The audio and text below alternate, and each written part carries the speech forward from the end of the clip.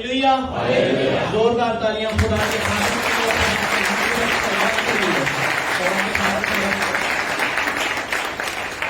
Hallelujah, hallelujah. खुदावंद यीशु के सामर्थी नाम में सबको जय मसीह की। हालेलुया, आनंद है।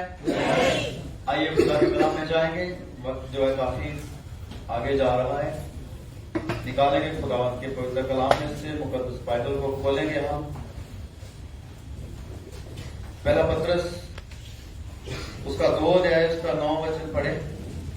2 अध्याय 9 आयत। पर तुम एक चुना हुआ वंश और राजपदारी, याजकों का समाज और पवित्र लोग और परमेश्वर की निज प्रजा हो, इसलिए कि जिसने तुम्हें अंधकार में से अपनी अद्भुत ज्योति में बुलाया है, उसके गुण प्रकट करो। आमीन, आमीन, हालेलुया, हालेलुया। हम देखेंगे खुदावंद के पवित्र कलाम में क्या लिखा है। पर तुम एक चुना हुआ वंश और राज पदधारी और याजकों का समाज। यहां तक उर्दू में पढ़ते कोई भी भाई जिन्होंने निकाला है। पर तुम एक चुना हुआ वंश, उर्दू में। लेकिन तुम एक बर्गजीदा नस्ल, शाही कानों का फिरका, मुकद्दस कौम और ऐसी उम्मत हो जो खुदा की खास मलकियत है, ताकि उसकी खूबियां जाहिर करो। आमीन, हालेलुया, हालेलुया। क्योंकि तुम एक चुना हुआ वंश और याजकों का समाज। हालेलुया। किसका समाज?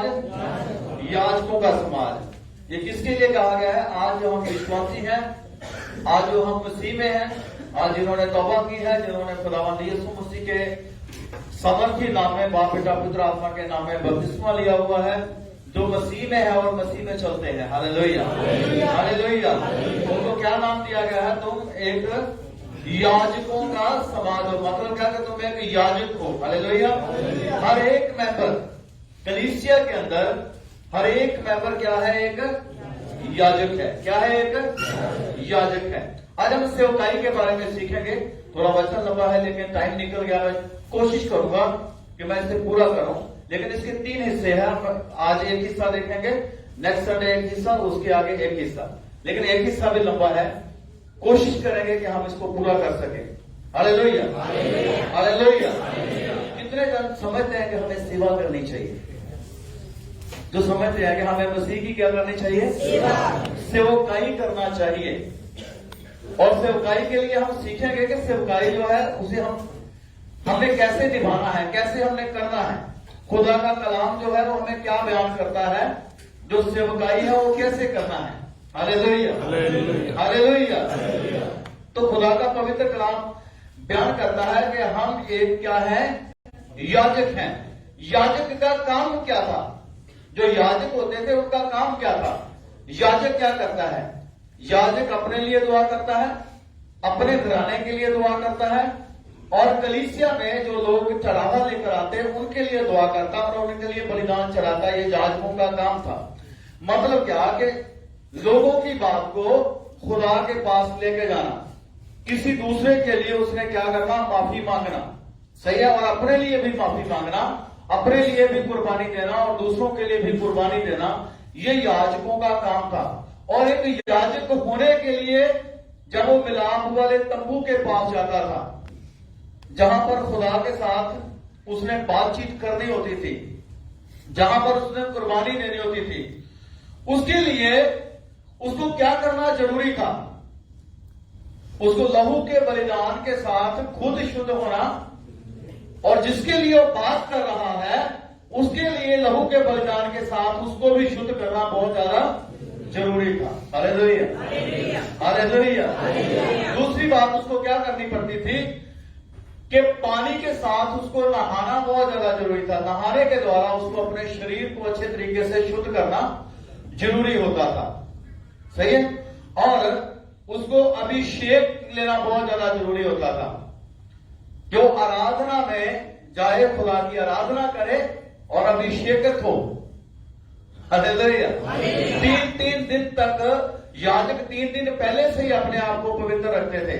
एक महीना उनके लिए समा ठहराया गया था कि इतने समय जब तुमने जाना है खुदा के पास, सेवकाई के काम को करना है, तो तुमने इतना समय पहले अपने आप को पवित्र रखना है, खुदा के लिए तैयार होना है, फिर तुमने खुदा के पास जाना है। याजक जब तंबू के अंदर जाता था, जब मंदिर के अंदर जाता था, तो उसको कमर में रस्सा बांधकर, पटका बांध के, रस्सा बांध के अंदर जाता था। वो कहीं खुदा का क्रोध किसी वजह के कारण उसके ऊपर भड़क जाए, तो कहीं वो खुदा के सामने भस्म हो जाए या गिर जाए, या उसको कुछ हो जाए, तो उसको बाल खींच लिया जाता था। बस समझ रहे? Hallelujah, hallelujah, hallelujah. और याजक के लिए खास कपड़े थे, खास, किसी भी वस्त्र के अंदर नहीं जा सकता था, कोई भी आग लेके, पराई आग लेके नहीं जा सकता था। उसके लिए खास तरह का लिबास था जो खुदा ने ठहराया हुआ था। उसको कैसी टोपी पहननी है, किस रंग के कपड़े पहनने हैं, किस तरीके से बिल्कुल तैयार होकर उसको खुदा के पास जाना होता था। आज परमेश्वर का पवित्र कलाम कहता है कि तुम याजक हो। Hallelujah, hallelujah. तुम क्या हो? याजक हो। खुदा की जो सेवकाई है जिसे हमने करना है, उसके 3 हिस्से हैं। सेवकाई जो हम करते हैं उसके 3 हिस्से हैं। पहली बात खुदा की सेवा। पहली बात क्या है? खुदा की सेवा। दूसरी बात जो है वो है कलीसिया की सेवा, और कलीसिया के सदस्य जो है, कलीसिया के जो मेंबर है, आपस में एक दूसरे की सेवा करना। सही है। उसके बाद तीसरी बात है संसार की सेवा करना।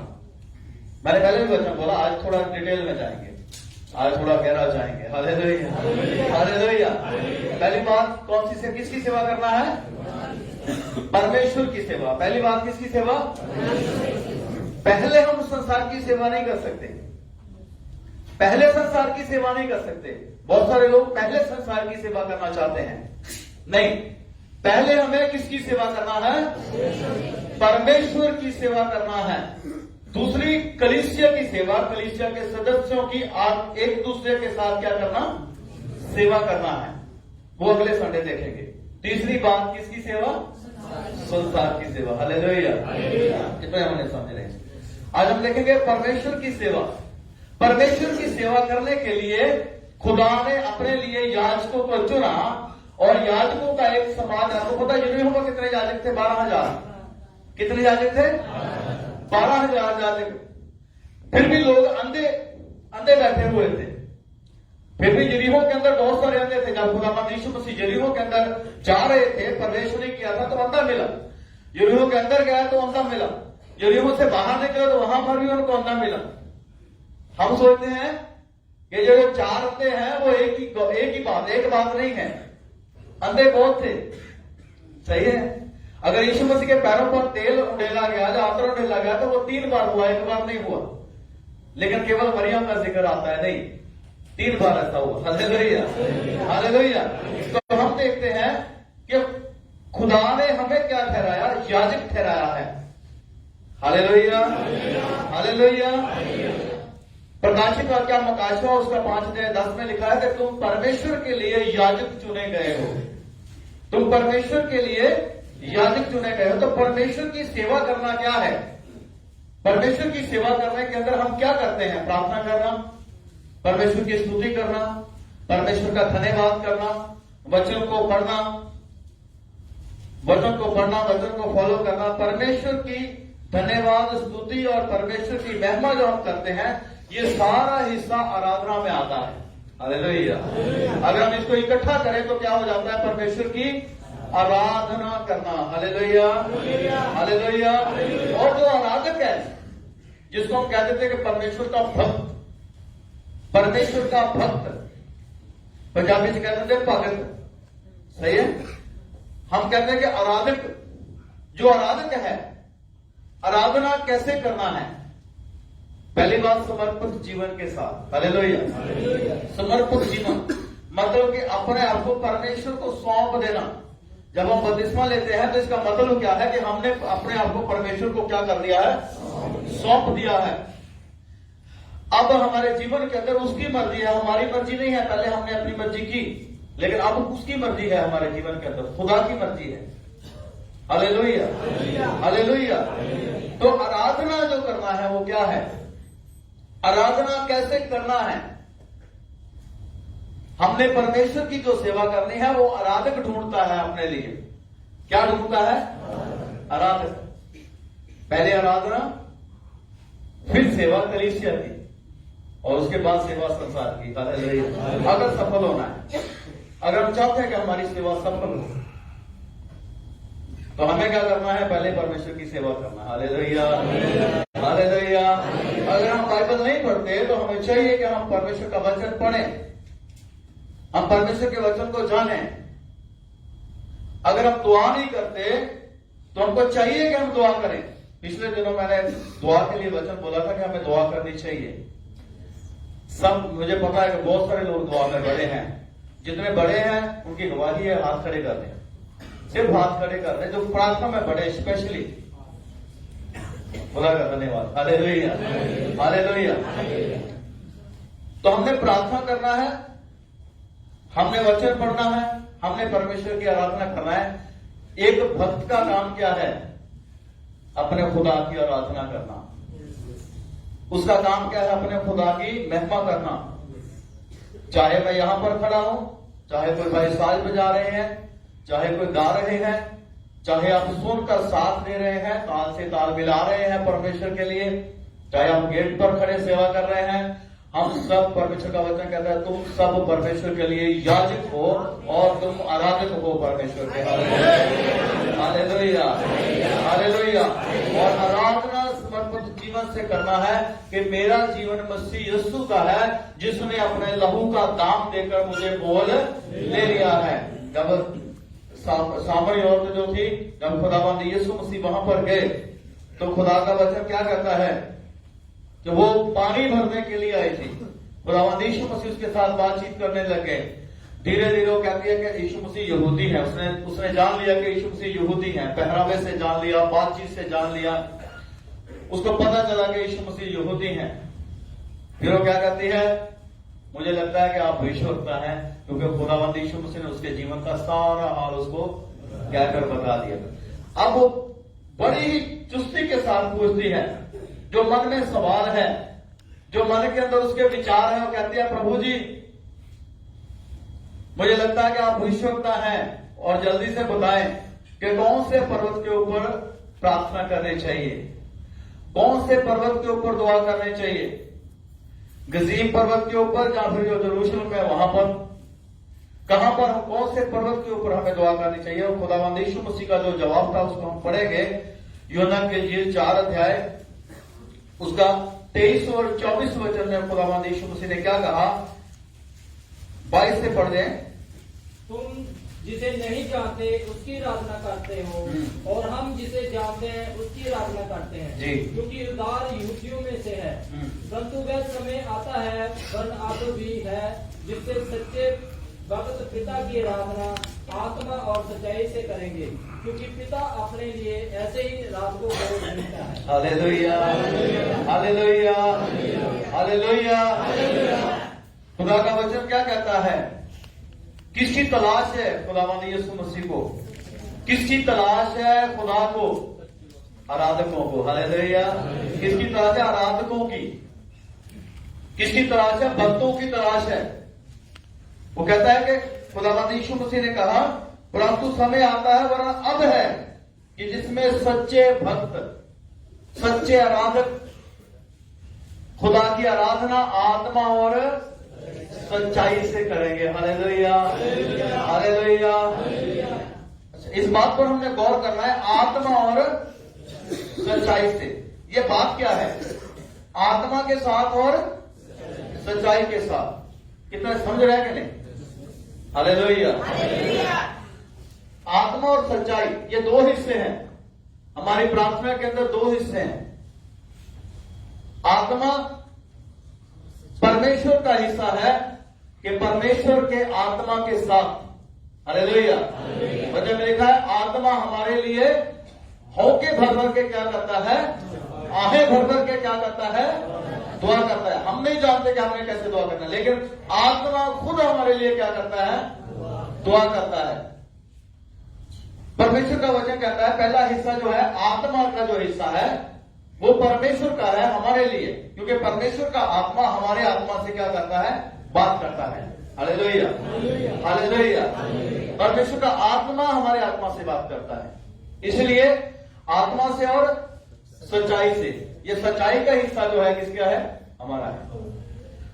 हालेलुया। सच्चाई का हिस्सा किसका है? हमारा है। सुनिए, सच्चाई के हिस्से के लिए क्या करना है? हम अपने आप से सच्चे और सुच्चे नहीं ठहरे। Hallelujah, hallelujah. हम सब अपने आप से सच्चे और सुच्चे नहीं ठहर सकते थे और ना ठहरे हैं। मैंने पहले कहा याजक को क्या करना पड़ता था? याजक को लहू के बलिदान के साथ अपने आप को क्या करना पड़ता था? शुद्ध होना पड़ता था। खुदा का वचन कहता है मसीह यीशु हमारे गुनाहों को अपनी देह पर लिए हुए क्रूस पर चढ़ गया। Hallelujah, hallelujah. जिसने हमारे सारे गुनाहों को उठा लिया, सारे अपराधों को। और आज यीशु मसीह का लहू जो है वो हमेशा के लिए, ना 1 साल के लिए ना 1 महीने के लिए, हमेशा के लिए हमारे गुनाहों के लिए दे दिया गया। सर बात का नहीं? हालेलुया। इसलिए हमारे लिए भी ये चीजें जरूरी कि हम क्या करें? लहू के बलिदान से क्या हो जाए? शुद्ध हो जाए, ताकि हम परमेश्वर के भक्त होने के योग्य ठहरे। Hallelujah, hallelujah.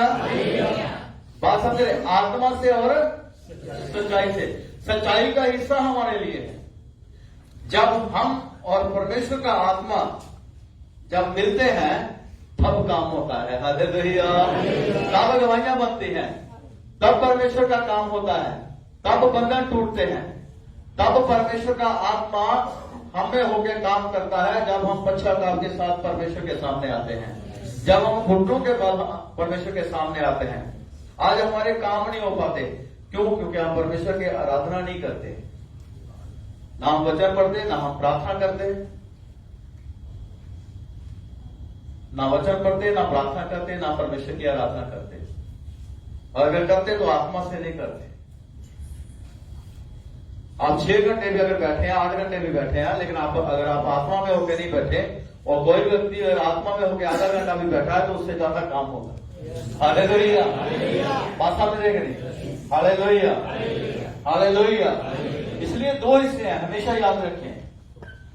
परमेश्वर के आत्मा के बिना हम दुआ नहीं कर सकते, फिर वो दुआ नहीं होगी, फिर वो एक रट्टा होगा जो हमने लगाया हुआ है और वो हम 24 घंटे लगा रहे हैं। जहां हम 3 बार दिन में दुआ करते हैं, चाहे 4 बार करते हैं, चाहे हम 10 बार करते हैं, नहीं। परमेश्वर के आत्मा को लेना है, क्योंकि उसने कहा तो बिना उलाना सबको देता है। हालेलुया। तुम मांगो तो तुम्हें दिया जाएगा, ढूंढो तो पाओगे, खटखटाओगे तो तुम्हारे लिए। ये खुदा के आत्मा के लिए कहा गया है, आत्मा के लिए कहा गया। आत्मा को लेना है और आत्मा में होकर दुआ करना है। आप देखेंगे परिवर्तन, देखेंगे आप अपनी दुआ में फर्क देखेंगे। Hallelujah, hallelujah. तो परमेश्वर का आराधक होना जो है बहुत ज्यादा जरूरी है।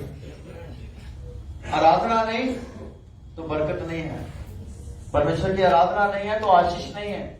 यकरिया की किताब निकालें, यकरिया की पुस्तक को निकालें, परमेश्वर का वचन हम पढ़ेंगे 14 अध्याय, उसकी 17 वचन को पढ़ दें। 14 अध्याय उसका 17 वचन पढ़ दें।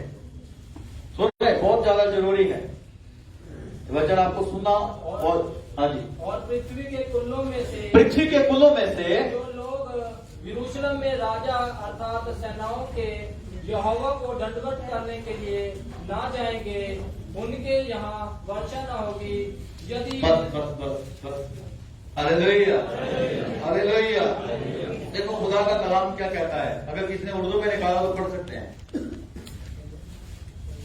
और दुनिया के उन तमाम कबाइल पर हाँ जी, जो बादशाह रब्बुल फाश के हजूर सजदा करने को यरूशलेम में ना आएंगे, नी ना बरसेगा। Hallelujah, hallelujah. सजदा करने के लिए, उसकी महिमा करने के लिए, उसकी आराधना करने के लिए जो ना आएंगे, उनके यहाँ क्या नहीं होगा? मींह नहीं पड़ेगा। उनके यहाँ क्या होगा? वर्षा नहीं होगी। देखो, जो यरूशलेम के अंदर वचन में लिखा है, जो पृथ्वी के कुलों में से जो सेनाओं के यहोवा की आराधना करने के लिए नहीं जाएंगे, जो उसकी भक्ति करने के लिए नहीं जाएंगे, उनके यहां वर्षा नहीं होगी, उनके यहां भी। देखो, पहले खेती जो थी बारिश के ऊपर निर्भर थी, बारिश होगी तो खेती होगी, बारिश नहीं है तो खेती नहीं है। इसका मतलब है अगर खेती नहीं है तो खाएंगे कहां से? गोल्ड तो खा नहीं लेना किसी ने, रुपए पैसे तो खा नहीं लेने, चांदी या सोना तो किसी ने खा नहीं लेना। Hallelujah, hallelujah. देखो परमेश्वर का पवित्र कलाम क्या कहता है, हम मेहनत करते हैं, परमेश्वर कहता है तुम मांगते हो तुम्हें मिलता नहीं। क्यों नहीं मिलता? क्योंकि उसके हम आराधक जो है वो नहीं है। पहले खुदावंद यीशु से ने कहा तुम उसके राज्य की तलाश करो, ये चीजें तुम्हारे पीछे बढ़ के तुम्हें मिलेंगी।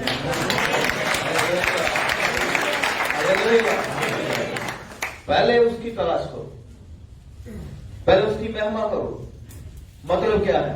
खुदा की महिमा नहीं तो आशीष नहीं, उसकी महिमा नहीं तो बरकत नहीं। अगर उसकी सताइश नहीं है जीवन के अंदर तो वो आशीष जो है हमारे जीवन के अंदर फलती नहीं है, वो आशीष ठहरती नहीं है। आज हमारे काम रुक जाते हैं, क्यों? बहुत सारे लोग मैंने ऐसे देखे हैं जिनको बरकत मिल गई और छोड़ के भागे, बरकत मिली छोड़ के चले गए, आशीष मिली छोड़ के चले गए। खुदा के अलावा अगर हम कुछ ढूंढ रहे हैं तो व्यर्थ है। इस बात को जानिएगा। परमेश्वर का वचन क्या कहता है? जब बारिश होती है तो परमेश्वर आशीष देता है और जो है फसल उगती है। मैंने पिछली बार 7वें साल का बताया था कि जो 6वें साल को खुदा जो फसल देगा वो 3 साल काम आएगी, यानी 6वें साल वाली जो फसल होगी वो 3 साल काम आएगी। सही है? 7वें साल, 8वें साल और 9वें साल। 7वां साल किसके लिए? खेत को फ्री छोड़ना है। 8वां साल किसके लिए? पहला फल यहोवा के भवन में लेके जाना है, और पूरे का पूरा, थोड़ा नहीं। इस्राएलियों को हुक्म था कि जितनी भी फसल होगी पूरी की पूरी पहले साल परमेश्वर के भवन में लेके जाना है। और उनको कोई चिंता नहीं होती थी। क्यों? क्योंकि 6 महीने पहले बरकत ले चुके होते थे। Hallelujah, hallelujah. और 9वें साल जो होगी वो अपने घरों में लेके आए।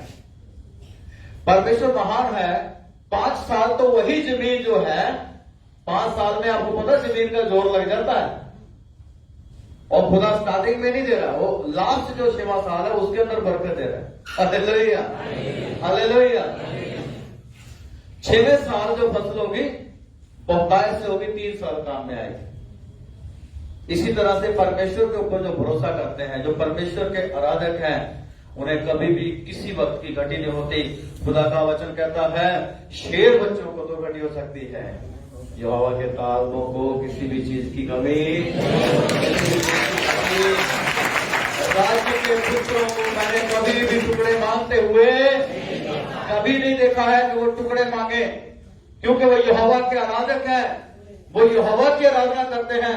एलिया जब गया तो एलिया को कहा जा नाले के पास चला जा, तेरे लिए कौवे खाना लेकर आएंगे, कौवे मांस लेके आएंगे और रोटी का टुकड़ा लेके आएंगे।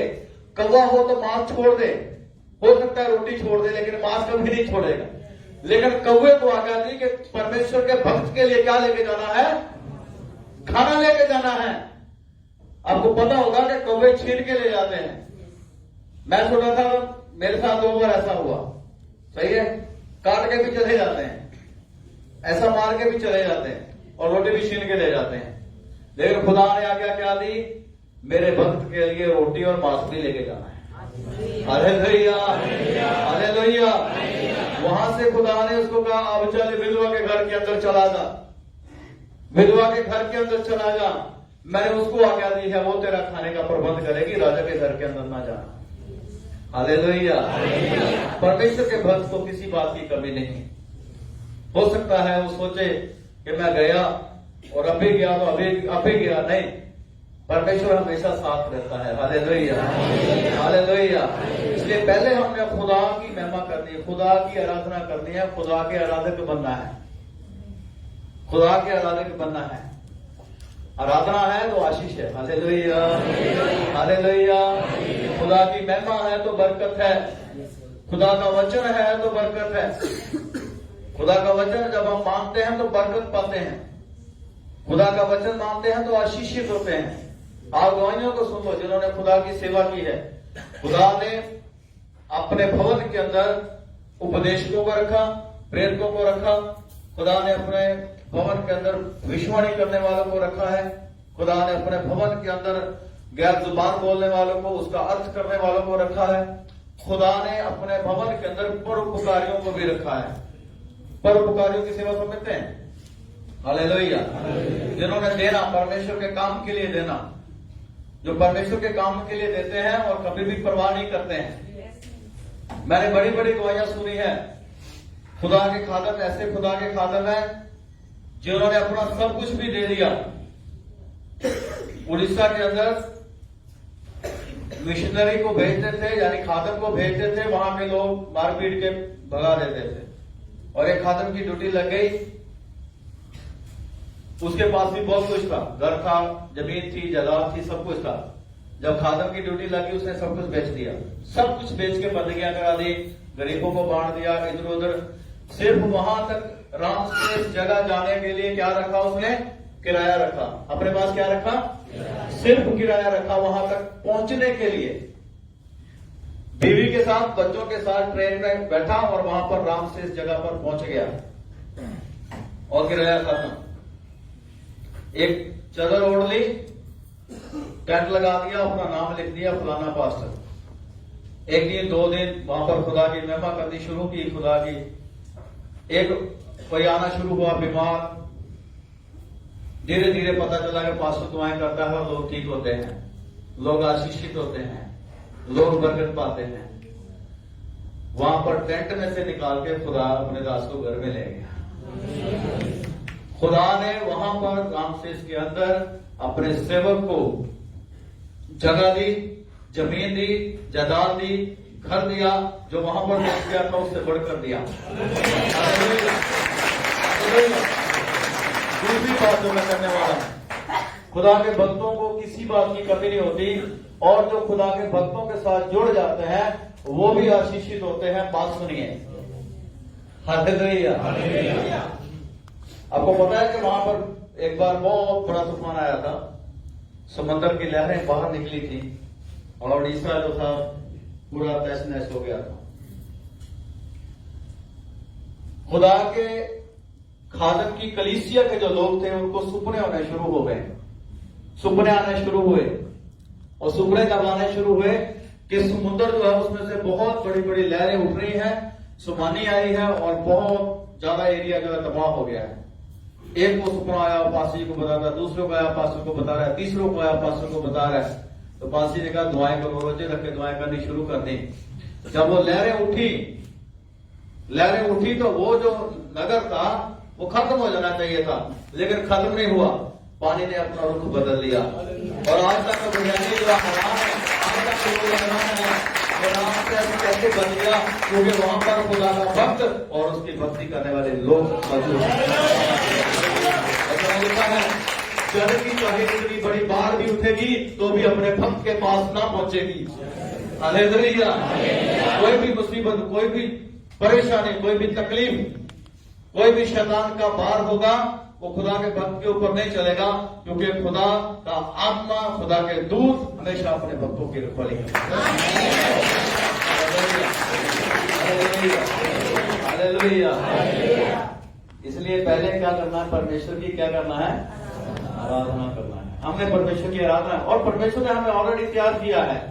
खुदावंद यीशु मसीह ने अपना लहू दिया, हम शुद्ध हो गए। हालेलुया। अब दोबारा यीशु मसीह का लहू हमें बहाने की जरूरत नहीं, केवल घुटनों पर आए, दुआ करें, तौबा करें। तौबा करें, जब भी आप तौबा करते, जब भी आप माफी मांगते, आप तैयार हैं। आपके रोग जाते हैं, तकलीफ जाती है, मुश्किलें जाती हैं, तकलीफें जाती हैं, सब कुछ जाता है यीशु मसीह के नाम से। हालेलुया। परमेश्वर का वचन कहता है जो कोई मेरे उसे मैं उठा के खड़ा करूंगा। आमीन। Hallelujah, hallelujah, hallelujah. दूसरी बात, परमेश्वर ने हमें क्या किया है? शुद्ध किया है अपने वचन के द्वारा और बपतिस्मा में पानी के द्वारा। परमेश्वर ने हमें शुद्ध किया है। याजक को जरूरी था कि वो नहाए, और हमें परमेश्वर ने अपने वचन और आत्मा से क्या कर दिया है? शुद्ध कर दिया है। लहू से, वचन से, आत्मा से शुद्ध किए हुए हैं। उन याजकों से आप बेहतरीन याजक हैं, बेहतर याजक हैं। Hallelujah, hallelujah, hallelujah. और तीसरी बात जो है अभिषेक होना। वचन में लिखा है परमेश्वर ने अपने पुत्र आत्मा के द्वारा हमें क्या किया है? अभिषेक किया है। आज पवित्र आत्मा हमारे साथ है, वो वायदे के अनुसार हमारे साथ है। पवित्र आत्मा उतरा और वापस नहीं गया। पहले भविष्यवक्ताओं के ऊपर उतरता था और वापस जाता था अपना काम करके। अब उतरा और सब में फैल गया। अब वो हमारे साथ है, और परमेश्वर ने हमें क्या किया है? अपने आत्मा के द्वारा अभिषेक किया है। Hallelujah, hallelujah, hallelujah. और उसकी धार्मिकता के वस्त्र जो है, परमेश्वर ने अपनी धार्मिकता के वस्त्र, अपने उद्धार के जो कपड़े हैं, वो हमें पहना दिए हैं। इसलिए इस बात को याद रखें। आज जो महीन मलमल कपड़ों का जिक्र है, आपने पढ़ा है प्रकाशित के अंदर, प्रकाशित वाक्य के अंदर, कि शुद्ध मलमल जो है खुदा ने अपने लोगों को पहनाए, वो उनके धर्म के काम है। हालेलुया। इसलिए वो सारी बातें यीशु मसीह ने हमारे लिए क्या कर दी हैं? पूरी जो याजक होने की शर्तें हैं वो हमने पूरी नहीं की, वो मसीह यीशु ने हमारे लिए पूरी की हैं। अब किसी को बछड़ा खरीद के कुर्बान करने की जरूरत नहीं, मेला खरीद के कुर्बान करने की जरूरत नहीं। मसीह यीशु ने हमें शुद्ध कर दिया है, नहला दिया है, साफ सुथरे कर दिया है, अपना तेल का यानी पवित्र आत्मा का अभिषेक भी दे दिया, और अच्छे वस्त्र पहना के तैयार भी कर दिया है। सिर्फ हमें परमेश्वर की आराधना करना है। हालेलुया। इन होठों से केवल केवल पिता की आराधना होनी चाहिए। ये नहीं कहीं भी खाने के लिए बैठ गए, कहीं भी खाने के लिए मैंने देखा कहीं भी खाने के लिए बैठ जाते, कहते दुआ करो खा लो। आपको पता है प्रकाशित वाक्य में लिखा है जो खाना है, आपको पता है खाना जो है क्या ठहरेगा? अंगूर तो मैं हलवा खाते हैं, वचन में लिखा नरक में पाए जाएंगे। कहीं भी बैठ के खा लेते हैं। नहीं, ऐसा नहीं करना है, क्योंकि हम प्रभु भोज करते हैं और कहीं भी बैठ के खा लिया, ऐसे नहीं है। सही है। परमेश्वर ने हमें अपने लिए चुना है, अपने आराधना ठहराया है। हालेलुया। हम परमेश्वर की आराधना के लिए बने हैं। मसीह लोग इसलिए नहीं चुने गए कि वो संसार में जाए, संसार की सेवा करें। पहले इसलिए चुने गए कि परमेश्वर के आराधक हों। आपको पता है अंताकिया की जो कलीसिया है, अंताकिया की कलीसिया के अंदर बहुत सारे भविष्यवक्ता थे, बहुत सारे भविष्यवक्ता थे, उपदेशक थे, नबूवत करने वाले लोग थे। सही है। और वहां पर क्या किया जा रहा था? जब पौलुस को चुना 13 अध्याय में, रसूलों के अमाल 13 अध्याय में लिखा, बाद में पढ़ लेना क्योंकि टाइम हो गया। वो परमेश्वर की आराधना कर रहे थे, सब जन मिलकर परमेश्वर की आराधना कर रहे थे, परमेश्वर की महिमा कर रहे थे, और सब जन भविष्यवाणी करते थे, सारे के सारे। 120 के ऊपर परमेश्वर का पवित्र आत्मा उतरा। उसमें कितने प्रेरित थे भाई? प्रेरित कितने थे? 11 रह गए थे, फिर एक को चुना, 12 हो गए। सही है। बाद में पौलुस को चुना, वो प्रेरित बना। सही है। लेकिन पवित्र आत्मा तो सबके ऊपर उतरा, सब भविष्यवाणी करते थे। जो पद है वो परमेश्वर ठहराता है, वो किसके लिए है। लेकिन इसका मतलब ये नहीं कि कलीसिया का बंदा भविष्यवाणी नहीं कर सकता, कलीसिया का बंदे के ऊपर आत्मा नहीं है, कलीसिया का बंदा जो खाली है, नहीं। जैसे वो याजक है, आप भी याजक हैं, वो आराधक है, आप भी आराधक हैं। हालेलुया। चुना जाना, चुने जाने का एक तरीका है। बहुत सारे भाई लोग, मुझे नहीं पता कि सेवकाई को कैसे लेते हैं। सही है, मुझे नहीं पता। अंताकिया की कलीसिया के अंदर सारे प्रार्थना कर रहे थे, परमेश्वर की आराधना कर रहे थे। वचन में लिखा पहले क्या किया जा रहा था, आराधना की जा रही थी। उनकी तरतीब देखो, उसके बाद वचन सुनाया जा रहा था। हालेलुया, आराधना की जा रही थी, आराधना में दुआ की जा रही थी, स्तुति की जा रही थी, धन्यवाद किया जा रहा था, गीत गाए जा रहे थे, अपने होठों को खोला जा रहा था परमेश्वर के लिए, और बहुत सारे वचन में लिखा वहां पर विशुद्धता थी। जब आराधना की जा रही थी, वचन दिया जा रहा था, तो पवित्र आत्मा ने कहा पौलुस को और बरनबास को मेरे लिए अलग करो। हालेलुया।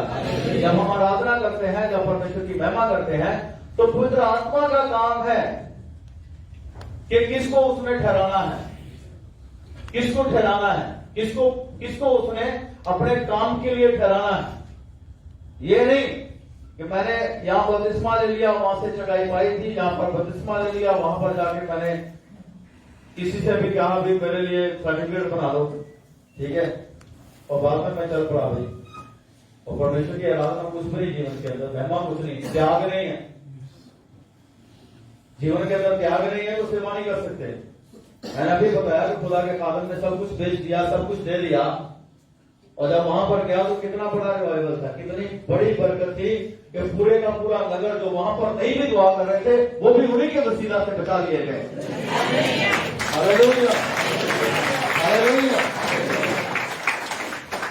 आपको पता है लूत और उसके बच्चे जो थे, बेटियां जो थी, जब तक वो नगर में से निकले थे, नहीं निकले थे, तब तक वो गंगा की आग खुदा वहां पर नहीं दे सकते, और वहां पर रहते तो वहां पर जब तक वो रहते वहां पर आग और गंदक बरस नहीं सकती थी, क्योंकि खुदा के भक्त लोग वहां पर है। हालेलुया। खुदा भक्तों के अंदर और दूसरों के अंदर फर्क रखना जानता है। मिस्र के अंदर आप देखो, सब कुछ पढ़ो, ये क्या लिखा है, अंधेरा किनके लिए था, मिस्रियों के लिए, और रोशनी किनके ऊपर थी, इस्राएलियों के ऊपर, क्योंकि परमेश्वर फर्क रखना जानता है।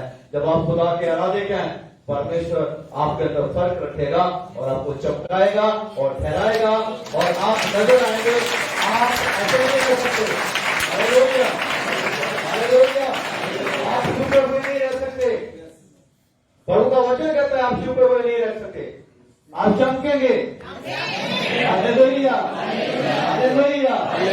इसलिए पहले आराधना, फिर सेवा, किसकी, कलीसिया की। अभी आगे नहीं जाना, कलीसिया की सेवा। हालेलुया। पहले खुदा की आराधना, खुदा की सेवा, फिर कलीसिया की सेवा, उसके बाद संसार की सेवा। लेकिन हम उल्टा शुरू करते हैं, सही है। हम कहते हैं पहले पिता मुझे संसार में भेज दे, बाकी बाद में देखेंगे। हाँ जी, तो पिता ऐसे नहीं करता कभी भी। Hallelujah, hallelujah. जितने खुदा के घर में ना आए, उनके यहां वर्षा ना होगी, यानी क्या होगा, बरकत नहीं होगी। बारिश होना बरकत का कारण है, खुदा के अंदर वचन के अंदर लिखा है, खुदा ने कहा बारिश होगी, फसलें उगेंगी, फसलें घर के अंदर आएंगी, पूरा साल भर लोग खाएंगे, ठीक है। आपको मैं बता दूं, रोटी, मैंने पहले कई बार बात, रोटी, अन्न और जल जो है सबसे बड़ी आशीष है। अन्न की और जल की सबसे बड़ी आशीष है। अगर एलिया यहाँ पर होता, विधवा होती, तो आपको पता चल जाता कि अन्न जल जब नहीं होता तो हालत कैसी होती है। मिस्र के अंदर 7 साल का अकाल पड़ा, मिस्री भी बिक गए, अन्न के बदले मिस्री भी बिक गए, मिस्रियों के माल डंगर भी सेल हो गए, मिस्रियों की जमीन भी सेल हो गई, लाम शाम में जो नगर थे, जो लोग थे, देश थे, उनकी जमीन भी सेल हो गई। सही है। किसके बदले में, अन्न के बदले में, रोटी के बदले। सारा गोल्ड फरौन का हो गया, सारी चांदी उसकी होगी, सारी जमीन, सारे घोड़े, सारे बल, जो कुछ भी वहां पर जीवन था, वो सब कुछ फरौन का हो गया। यहां तक सारे मिस्री फरौन के हो गए, उनके बीवी बच्चे सब कुछ एक तरह से सारे फरौन के गुलाम हो गए। किसके बदले में, अन्न और खुदा का वचन कहता है, मैं तेरे अन्न और जल के ऊपर आशीष दूंगा।